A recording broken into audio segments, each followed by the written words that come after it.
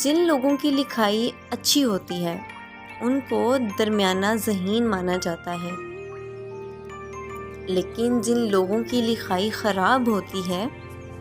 ان کی ذہانت کو بہت زیادہ مانا جاتا ہے، کیونکہ جن لوگوں کی لکھائی اچھی ہوتی ہے ان کا دماغ اور ہاتھ ایک ہی رفتار سے چلتا ہے، وہی جن لوگوں کی لکھائی خراب ہوتی ہے ان کا دماغ بہت ہی تیز کام کرتا ہے،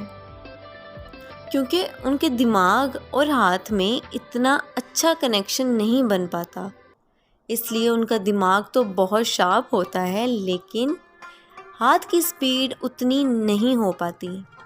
اس لیے ان کی رائٹنگ تھوڑی خراب ہو جاتی ہے۔ مزید اس طرح کی ویڈیو دیکھنے کے لیے ہمارا چینل سبسکرائب کریں، برائے مہربانی اس ویڈیو کو بھی لائک اور شیئر کریں، شکریہ۔